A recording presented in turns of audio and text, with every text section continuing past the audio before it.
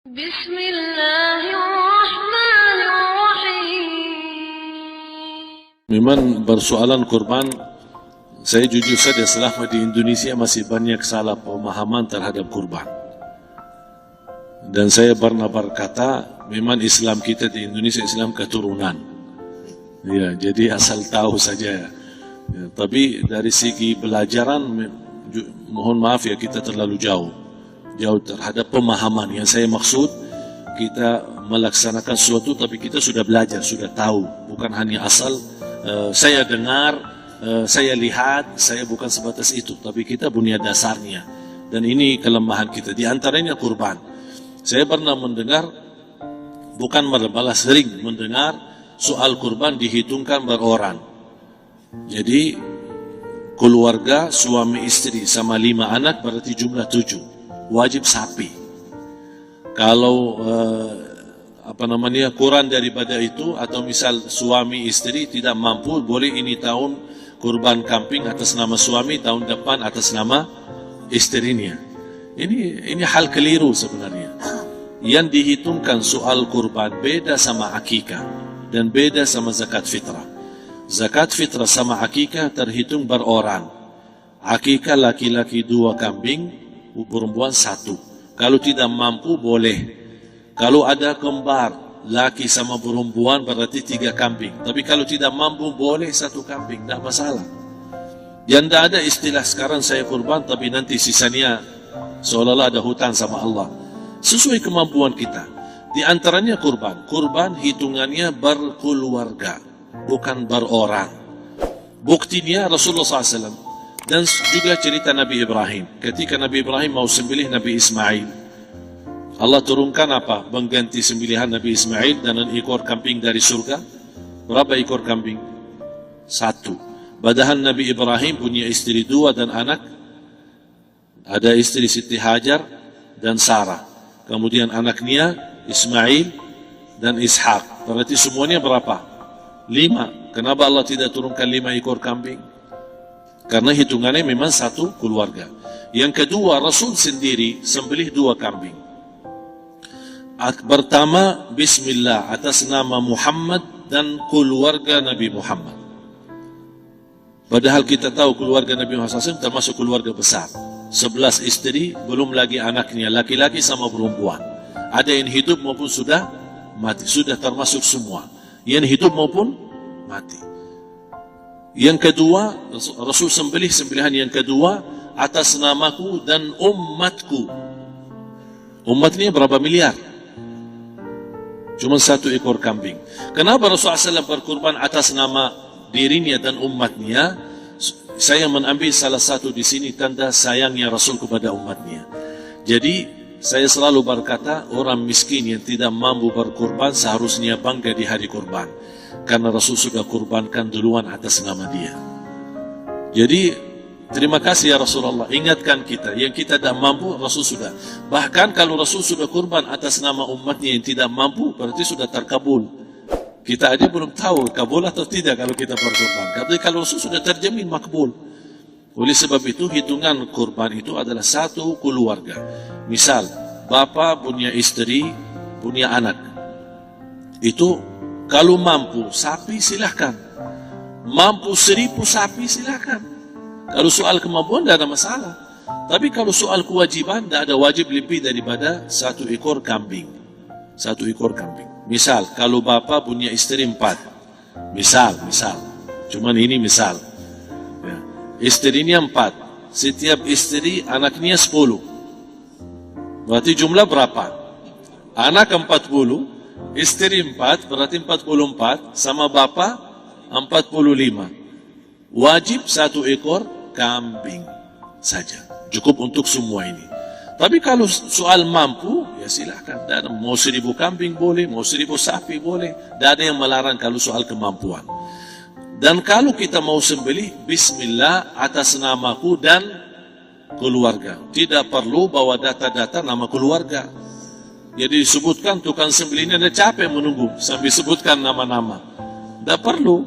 Udah Bismillah atas namaku dan keluarga. Termasuk kata atas namaku dan keluarga, termasuk orang tua yang sudah meninggal. Termasuk orang tua yang karena kita adalah hasil daripada orang tua. Itu sudah termasuk, tidak perlu kita sebutkan. Ada sebagian ulama membolehkan kalau kita mampu, mau khusus kambing atas nama orang tua, tidak masalah. Kalau kita mampu. Tapi kalau kita tidak mampu, itu sudah termasuk orang tua kita bersama keluarga besar kita. Ini salah satu kenikmatan, dan ini termasuk juga sedekah yang berguna bagi orang yang sudah meninggal di keluarga kita. Wallahu ta'ala. Dan juga masalah panitia, bisa kita mewakili. Kalau kita tidak mengerti sembelihannya dan tidak mengerti cara bagiannya. Tapi ada satu sunnah yang termasuk kehilangan sunnah ini. Adalah banyak yang tidak mau makan dari hasil kurban. Padahal itu sunnah Rasul. Dari akikah boleh makan, dari kurban pun boleh makan. Bahkan sunnah SAW dibagi 3. Sepertiga pertama dihadiahkan. Maksudnya kata dihadiahkan kepada orang kaya. Misal tetangga saya tapi orang kaya, dia bukan miskin, tapi boleh saling hadiah. Karena inti daripada hadiah silaturahim. Ada keluarga kita termasuk mampu, tapi saya kasih ini, alhamdulillah saya sembelih sapi. Barangkali dia tidak mampu, cuma sembelih kambing. Udah, kita dapat daging kambing, dia dapat daging sapi. Tapi dengan niat hadiah, bukan sedekah, karena dia bukan orang miskin yang menerima sedekah. Yang sepertiga yang kedua adalah sedekah. Sedekah itu termasuk orang miskin.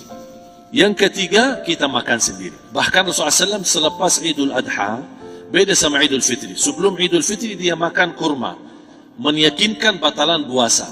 Tapi kalau Idul Adha tidak makan dan minum sebelum salat, kenapa? Bukan berarti tidak boleh. Tapi Rasulullah SAW ingin pertama pembukaannya, buka sarapannya atau makan di pagi harinya selepas Idul Adha adalah dari hasil sembelihan kambing itu atau dari kurban. Jadi kita sebagian sedikit. Tapi kalau kita merasa alhamdulillah rezeki saya banyak di rumah, alhamdulillah banyak ada makanan, mau sedekahin semuanya, semua mau sedekahin, tidak masalah. Tapi yang saya maksud, kenapa tidak kita sekali-kali hidupkan sunnah Rasul? Jadi sebagian, walaupun ada sebagian sedikit lah buat istilahnya sama sedikit porsi nasi atau apa, karena kita berhak sebagai kita kurbankan lillahi ta'ala, kita berhak menikmati kurban ini yang lillahi ta'ala supaya kita mendapatkan keberkahannya, bukan hanya orang lain. Terus yang kedua ada masalah pembayaran. Kalau kita wakili panitia, boleh kita pesan sama panitia, tolong sedikit dari kurban saya minta buat saya makan. Itu tidak masalah, kita boleh minta. Dan boleh kita wakili, tapi kita tolong ingatkan, tidak boleh pembayaran hasil sembelihan itu dari kulitnya. Ini menjadi salah satu persoalan di Indonesia. Banyak tukang sembelih datang, ketika kita tawarkan untuk sembelih ini, berapa Pak? Oh, tidak apa-apa, kasih aja kulitnya sama kepalanya. Jangan Anda setuju, jangan Anda terima. Oh maaf, saya tidak bisa.